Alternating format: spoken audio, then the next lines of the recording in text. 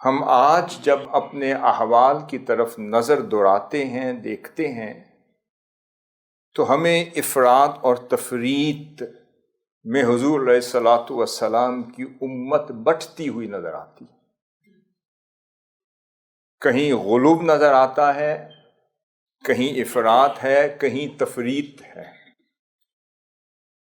کہیں پر کوئی اس سمت بڑھ گیا تو ناسبیت کے دائرے میں چلا گیا، اور کوئی اس سمت بڑھ گیا تو رافضیت کے دائرے میں چلا گیا۔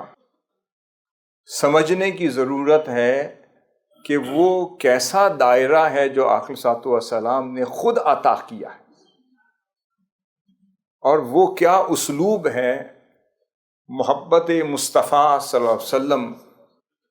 کے ذریعے سے اہل بیت اطہار کی محبت کا وہ کیسا جام پہلایا گیا ہے، جو منہاج القرآن اور حضور سیدی شیخ الاسلام نے اس balanced approach towards the love, affection and reverence of Ahlul Bayt in نبی صلی اللہ علیہ وسلم۔ اس آیت کریمہ میں اللہ رب العزت نے ارشاد فرمایا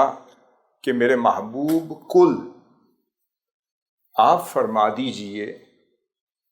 لا اسألکم علیہ اجرا الا المودۃ فی القربی،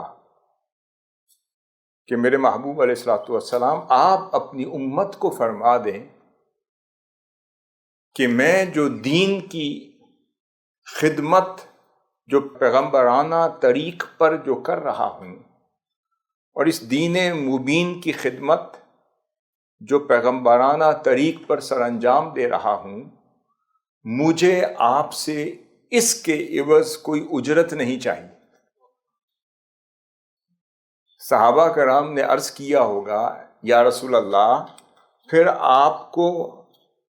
ہماری طرف سے کیا چاہیے؟ اللہ رب العزت نے جواب دیا، یہ قرآن مجید کی آیت ہے کہ محبوب آپ فرما دیں مجھے دنیاوی اجرت نہیں چاہیے، میرا اجر تو خدا کی بارگاہ۔ تو حضور کے امتیوں نے پوچھا ہوگا کہ محبوب پھر فرما دیں کہ ہم کیا کریں کہ آپ خوش ہو جائیں؟ اللہ رب العزت نے فرمایا محبوب فرما دیں الا المودۃ فی القربی، مجھے صرف اپنے اہل بیت اطہار کے حق میں وہ مودت چاہیے، وہ محبت چاہیے، وہ وارفتگی چاہیے، وہ قربانی چاہیے، وہ جذبہ چاہیے، وہ احترام چاہیے، وہ تڑپتا ہوا دل چاہیے۔ صحیح مسلم میں نقل ہوا ہے، حضرت زید بن ارقم رضی اللہ تعالی عنہ راوی ہیں، وہ بیان کرتے ہیں کہ ایک روز ہم غدیر خم کے مقام پر جمع تھے، اور غدیر خم کا مقام در حقیقت مکہ معظمہ اور مدینہ پاک کے درمیان واقع ہوتا ہے۔ وہاں ایک تالاب تھا، اس کے قریب ہم نے پڑاؤ کیا۔ اس پڑاؤ کے دوران ایک روز آقا علیہ الصلوۃ والسلام اپنی کملی مبارک کے ساتھ جلوہ افروز ہوئے اور ہم سے مخاطب ہوئے، خطاب فرمایا، اے میرے صحابیو انی تارک فیکم ثقلین، کہ میں اپنے بعد تمہارے لیے دو عظیم نعمتیں چھوڑے جا رہا۔ پھر فرمایا اولہما کتاب اللہ فیہ الہدی والنور، پہلی بڑی چیز اور نعمت اللہ کی کتاب ہے، اس میں تمہارے لیے ہدایت بھی ہے، جو اپنے وجود میں نور بھی ہے۔ جو مردہ دل ہو جائیں قرآن انہیں منور کرتا ہے، اور جو بھٹک جائیں انہیں ہدایت یافتہ کر دیتا ہے۔ پھر فرمایا فخذوا بکتاب اللہ واستمسکوا بہ، فرمایا اس اللہ کی کتاب کو مضبوطی سے تھام لو، اس کا تمسک اختیار کر لو، اس سے جڑ جاؤ، اس میں ڈوب جاؤ، اس کی متلاطم لہروں میں غوطہ زنی اختیار کرو تاکہ قرآن فہمی مل جائے، قرآن کے معانی اور معارف سے متعارف ہونا شروع ہو جاؤ، قرآن کے نور سے مزین ہو جاؤ، قرآن کے فہم سے مزین ہو جاؤ، اور قرآن کے انوار، تجلیات اور عرفان اور علوم اور فنون تمہارے دل میں اترتے چلے جائیں۔ قرآن مجید کی تعلیم اور ترغیب عطا کرنے کے بعد راوی بیان کرتے ہیں حضرت زید بن ارقم، پھر آقا علیہ الصلوۃ والسلام نے فرمایا ثم قال واہل بیتی، اور دوسری روایت میں آتا ہے وعطرتی، فرمایا اس کے بعد دوسری بڑی نعمت جو چھوڑے جا رہا ہوں وہ میری اہل بیت ہے، میری عطرت ہے۔ پھر اس کے الفاظ ہیں، فرمایا اذکرکم اللہ فی اہل بیتی، 3 دفعہ فرمایا اے میرے امتیوں، میں تمہیں اپنے اہل بیت سے متعلق اللہ کی یاد دلاتا ہوں۔ 1 دفعہ پھر فرمایا اذکرکم اللہ فی اہل بیتی، میں اہل بیت سے متعلق اللہ کی یاد دلاتا ہوں، 3 دفعہ یہ فرمایا۔ پھر اسی طرح دوسرے مقام پر آقا علیہ الصلوۃ والسلام نے فرمایا،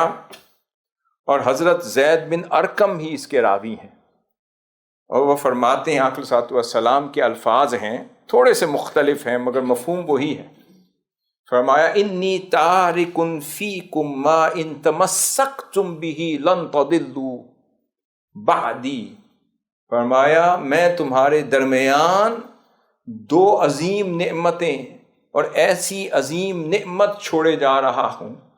ما ان تمسکتم بہ لن تضلوا بعدی، کہ جب تک تم اس نعمت کا تمسک اختیار کرتے رہو گے گمراہ نہ ہوگے۔ اب گمراہی سے بچنے کا حل اور نسخہ عطا ہو رہا ہے۔ فرمایا ما ان تمسکتم بہ لن تضلوا بعدی، کہ جب تک تم ان نعمتوں کا تمسک اختیار کرتے رہو گے تو میرے بعد کبھی گمراہ نہ ہوگے۔ پھر فرمایا احدہما اعظم من الآخر، فرمایا دونوں ایک دوسرے سے افضل ہیں۔ فرمایا ایک نعمت کیا ہے؟ کتاب اللہ، وہ اللہ کی کتاب ہے۔ وہ کیا؟ حبل ممدود من السماء الی الارض، یہ آسمان سے زمین تک یہ بندھی ہوئی رسی کی مانند وہ نعمت ہے جو خدا کا پیغام ہے بطریق زبان مصطفیٰ تم تک پہنچ رہا ہے، خدا کا عرفان ہے جو بطریق مصطفیٰ پہنچ رہا ہے، خدا کے انوار ہیں جو بطریق مصطفیٰ صلی اللہ علیہ وسلم تمہیں منور کر رہے ہیں، وہ خدا کا اکرام ہے، خدا کے الطاف ہیں جو بطریق لسان مصطفیٰ تمہیں منور کر رہے۔ پھر فرمایا وَعِطْرَتِي أَهْلُ بَيْتِي، اور دوسری نعمت میری اہل بیت، میری عطرت ہے۔ پھر اب الفاظ اگلے غور کیجئے، حضرت زید بن ارقم فرماتے ہیں، اس کے بعد فرماتے ہیں وَلَن يَتَفَرَّقَا حَتَّى يَرِدَا عَلَيَّ الْحَوْضَ، فرمایا یہ آپس میں متمسک ہوں گے، آپس میں جڑے ہوئے ہوں گے۔ قرآن اہل بیت اطہار سے جڑا ہوا ہوگا اور اہل بیت قرآن سے جڑے ہوئے ہوں گے۔ ان کے پاس جاؤ گے تو قرآن نظر آئے گا، قرآن کھولو گے تو ان کی محبت کا درس نظر آئے گا۔ فرمایا وہ ساری زندگی قرآن سے جڑے ہوئے ہوں گے اور قرآن ساری زندگی ان سے جڑا ہوا ہوگا، اور یہاں تک کہ یریدا علی الحوض، کہ حوض کوثر پر بھی دونوں اکٹھے میرے پاس آئیں گے۔ پھر فرمایا فانظروا کیف تخلفونی فیہما، یہ دیکھو، اس پہ غور کرتے رہنا کہ میرے بعد تم ان دونوں کے ساتھ کیا سلوک کرتے ہو۔ ہائے ہائے ہائے، دوسرے لفظوں میں کیا قرآن کو سجا کر اس کو خوبصورت لحاف میں محفوظ کر کے مزین کر کے الماری میں رکھ دیتے ہو، یا قرآن کھولتے ہو، قرآن پڑھتے ہو، قرآن فہمی میں درک کے ساتھ ڈوبتے ہو، تفکر کے ساتھ، تذکر کے ساتھ، تعقل کے ساتھ، تشکر کے ساتھ، فہم کے ساتھ، بصیرت کے ساتھ، ادراک کے ساتھ